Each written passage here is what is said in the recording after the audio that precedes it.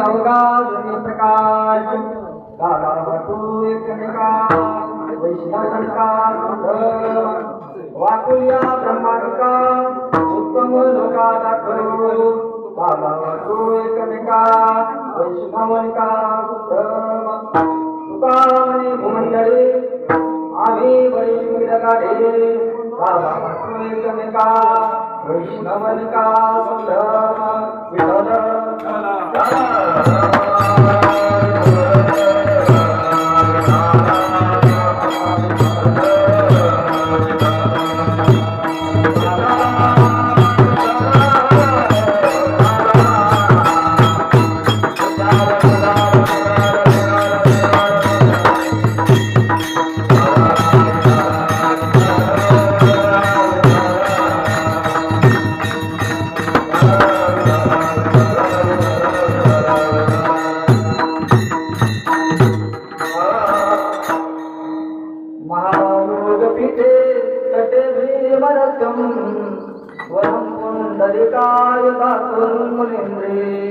समागततिष्ठं समानन्दकन्दं परब्रह्मलिङ्गं भजे पाण्डुरङ्गं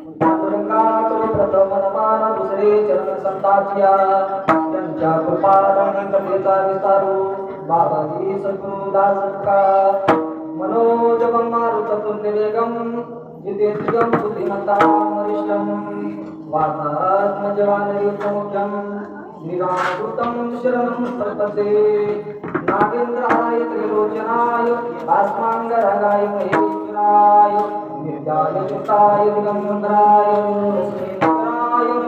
शिवाय नमो ज्ञानेश्वरा निवृत्ती उदारा सोपान देवा मुक्ताबाई नमो त्रिभुवन पावने अतस्त्रय जननी देवाची मस्तक हे पायावरी या बाळकरी संताच्या प्रसन्न श्री पंढरपुरा जाते महाद्वारा हरी भेटी विठ्ठल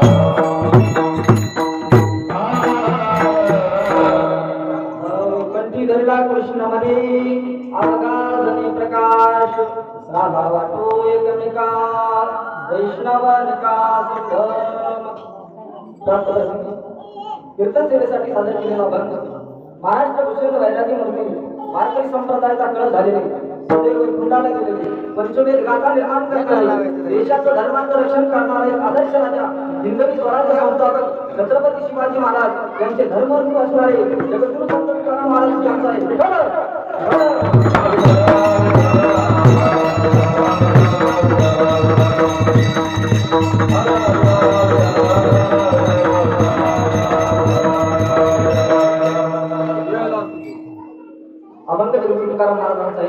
गाणे केले.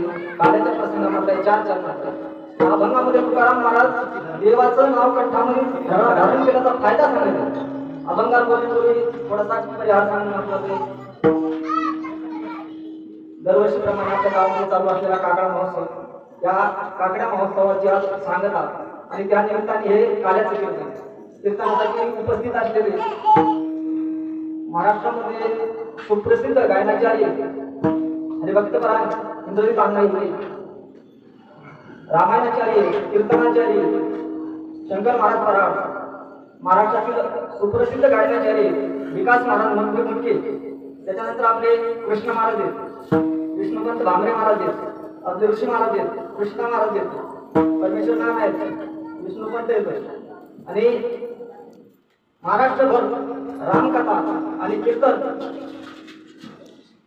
सांगणारे आपल्या गावातील एक वैभव हरिभक्तीपरायण तुळशीराम महाराज पटेल आणि महाराष्ट्रातील सुप्रसिद्ध मृदंगाचार्य मृदंग सम्राट अजय महाराज काळे आणि बाकीच्या सगळ्या माता मावल्या, सगळे पुरुष मंडळ, सगळ्यांना म्हणून भावे बंधन आणि कीर्तनाला सुरुवात. विठ्ठल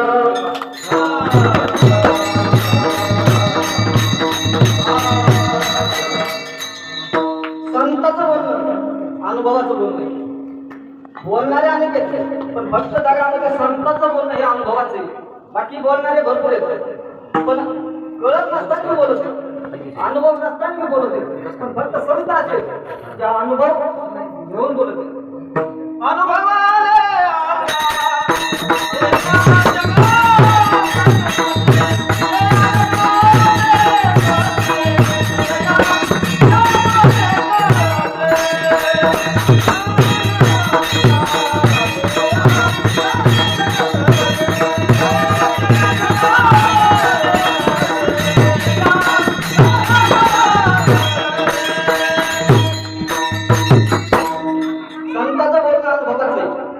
आणि संत बोलले तसं वागून दाखवणारे आणि बोलणारा कसा असला पाहिजे, जसं बोलतो तसं वागणारा असला पाहिजे. बोले तसा झाले त्याची मंदावी पाहिजे बरं सांगता येते, नाही तर सांगणारे असते पण नुसतं दुसऱ्याला सांगायचं केलं, परमार्थ केलं पाहिजे, दान धर्म केलं पाहिजे, अन्नदान केलं पाहिजे, सगळं दुसऱ्याने केलं पाहिजे, याने काय केलं पाहिजे.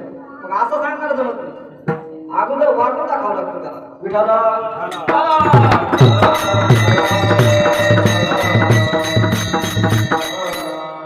तुकाराम महाराज दुसऱ्याला सांगत नाहीत परमार्थ.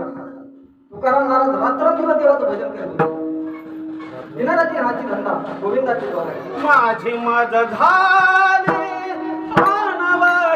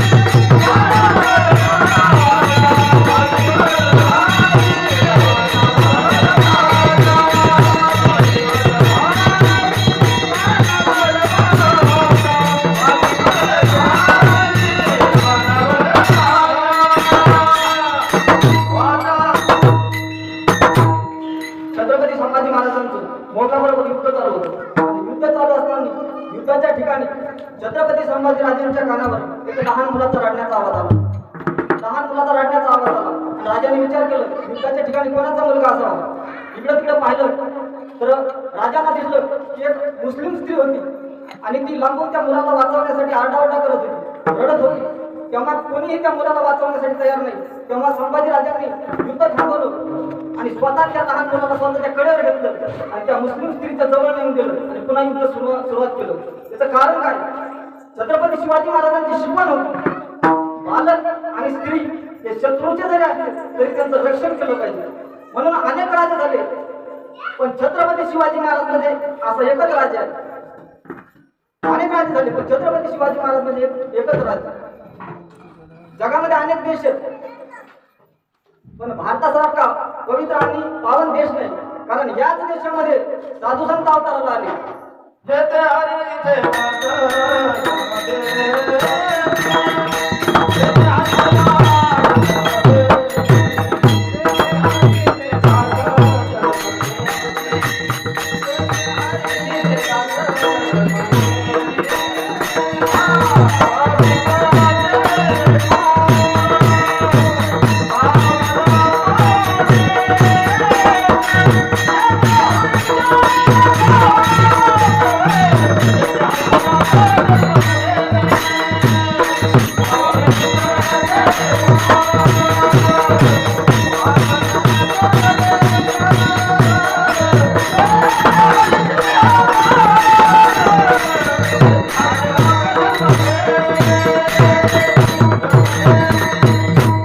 माता भारतासारखा देश नाही, महाराष्ट्रासारखे राज्य नाही, रामासारखा आचरण नाही, रावणासारखी श्रीमंती नाही,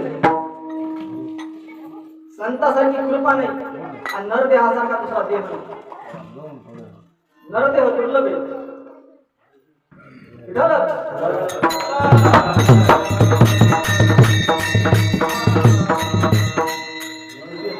जाणारे पुढे गेला.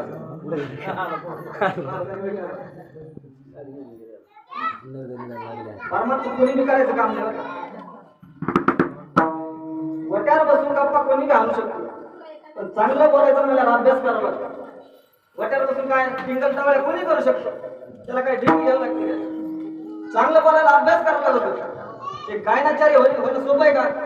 त्याला अभंग पाठ असावं लागते, चाली कसल्या पाहिजे, सुराचं तालाचं ज्ञान झालं पाहिजे, संगीताचं ज्ञान झालं पाहिजे, मग गायनाचार्य होते. ते मृदंगाचार्य सहज होते का घासावत नाही आला. मग अजय महाराज किती लवकर घा मोठे मृदंगाचार्य झाले कमी वयामध्ये.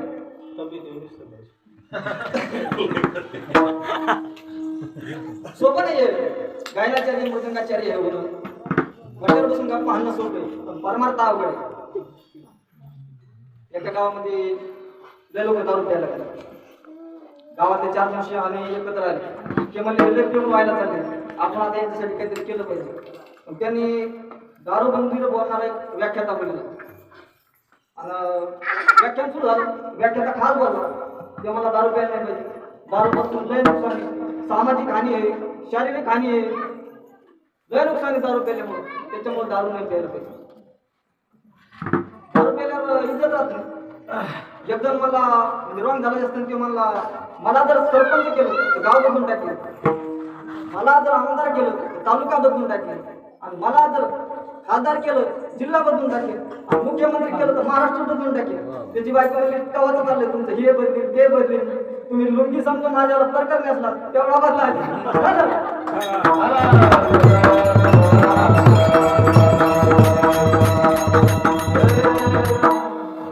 असं कीर्तन सांगितलं बघा कळत मला.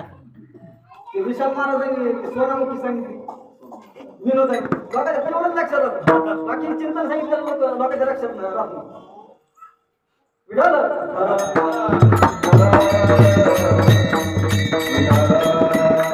पण जिथं व्याख्यान चालू होतं त्या ठिकाणी दारूचा वास आला. कार्यकर्ते शोध लावला. आपण दारू बंद करण्यासाठी एवढे कुठे केले. आपल्या गावामध्ये पोलीसची गाडी आली, रणवीर काका आले 2दा, पण एक येणार ऐका ना काय करा. जिथं व्याख्यान चालू होतं आणि कार्यकर्ते शोध लावला, इथं कोण ठेवून आलं असतं. मग त्यांना कळालं ज्याचं व्याख्यान ठेवलेलं होतं तेच केलेलं होता. त्याला विचारलं अरे तुला तर आम्ही दारू बंद करायसाठी आलो, तेव्हा मला इतकं बोलायचं मला थोडी घ्यावं लागेल. मग गेलाच घ्यावं लागते, याचं ऐकून कोण दारू सोडेल.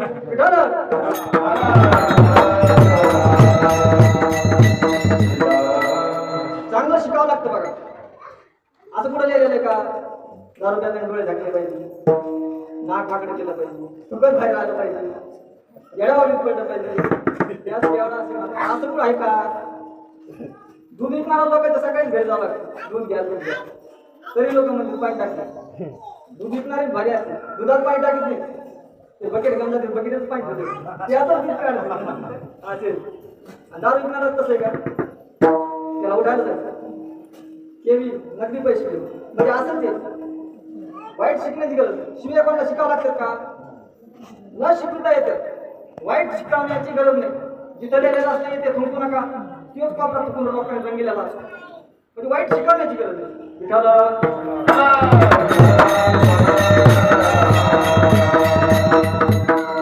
या जगामध्ये सगळ्या गोष्टी घडत्या सगळं भेटत बायको भेटन लेकरं होते घर भेटन पैसा भेटन सगळं भेटत पण देवाचं नाव मुखामध्ये येणार नाही दोन गोष्टी भेटत नाहीत बघा रात मिले कोणी मात मिले सुत भात मिले युती सुखदाई राज मिले गज राज मिले सब साज मिले मनवंचित पाही लोक मिले विधी लोक मिले सुर लोक मिले वैकुंठ ही जाई सुंदर सब कुछ मिले पर संत समागम दुर्लभ भाई दोनच गोष्टी अवघड आहेत देवाचं नाव कोणाच्या मुखामध्ये येत नाही अनेक जन्माचं पुण्य लागत देवाचं नाव मुखामध्ये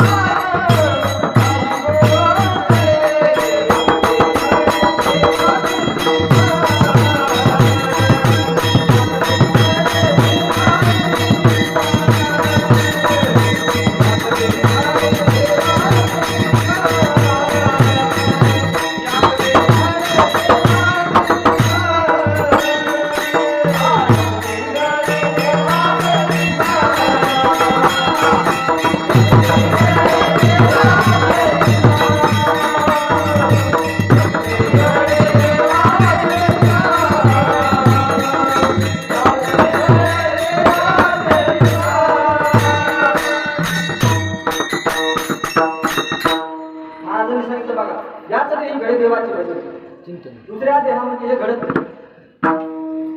कीर्तन कळा लागले तुम्हाला नाही तर म्हणता कुकडा बोला लागलाय गाजा बी बोला लागलो काय अनेक जन्माचे सुकृत बदरी त्या मुखी हरी पायटावली हे सांगत होतो अनेक जन्माचे सुकृत बदरी त्याच्या मुखी हरी पायटावली तिळतिळ पुण्य साता बडे येत बहुता जन्मी जोडे आणि नाम तुझे वाचीशी आतुडे आणि समागम घडे सांगतात बहुत सुकृताची जोडी म्हणून विठ्ठले आवडे हे उगाच येतात काय कागड्याला झाले सुखे आम्र ते सेवेल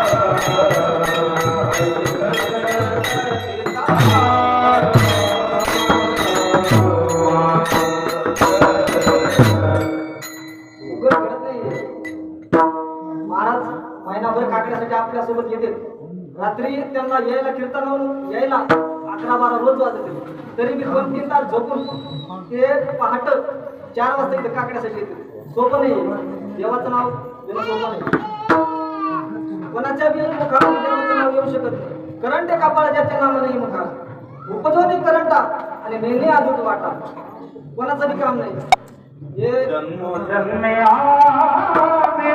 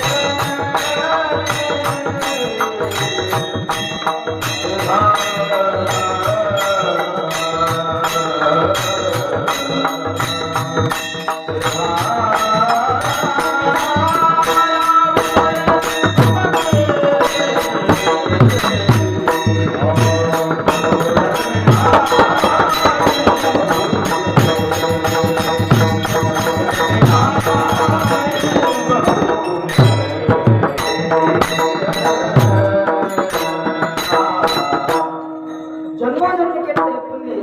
त्याच्यामुळे परमार्थ घडतो. नाही तर परमार्थ करण्यामध्ये पाप माणसाला परमार्थ घडू शकत नाही.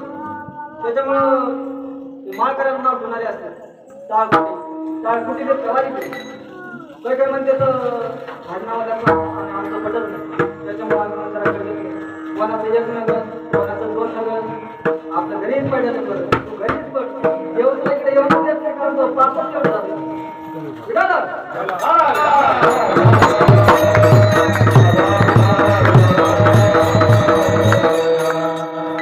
संतांची भेट होणं म्हणजे अति अवघड गोष्ट आहे. बहु अवघड आहे.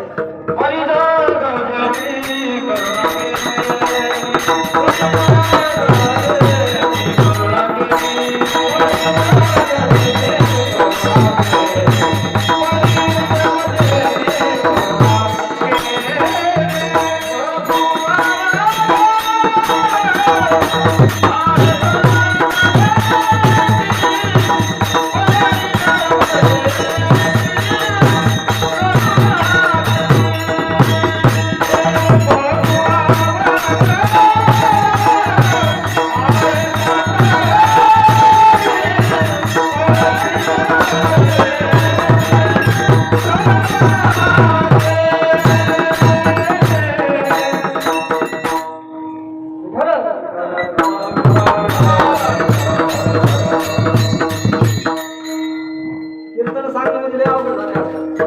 कारण लोकांना काय आवडत कीर्तन करायलाच कळलं कळलं काही काही विशाल महाराजाला कळलं की तिंगळा म्हणला तर लोकांना आवडत दुसरं कीर्तन किती सांगा लोकांच्या लक्षात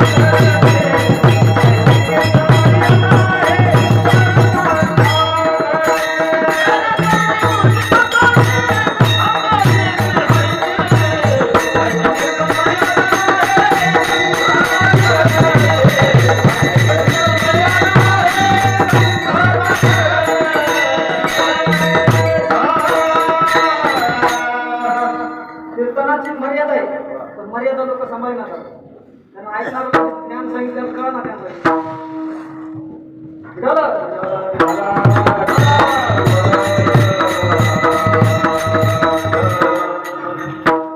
750 वर्ष झाले ज्ञानेश्वर महाराजांना जाऊन पण ज्ञानेश्वर महाराजांची कीर्ती आज जगाला तशी आहे.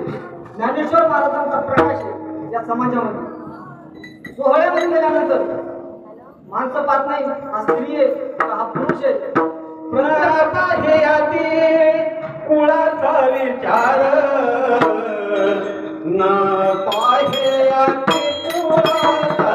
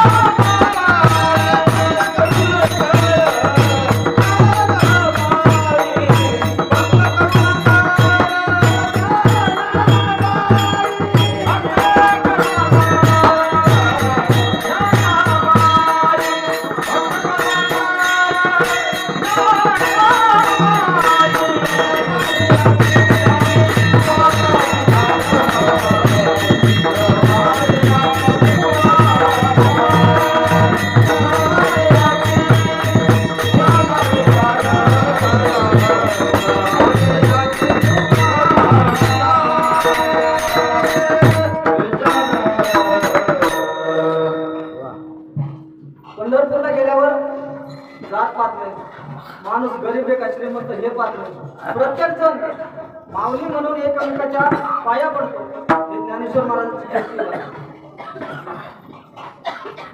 विना जर एखाद्याने घेतला लहान लेकरांनी मिळवले पण मोठा माणूस सुद्धा त्या लहान मुलाच्या पाया पडतो हे ज्ञानेश्वर महाराजांची कीर्ती आहे. ज्ञानेश्वर महाराजांचा प्रकाश आहे. पाया पाडे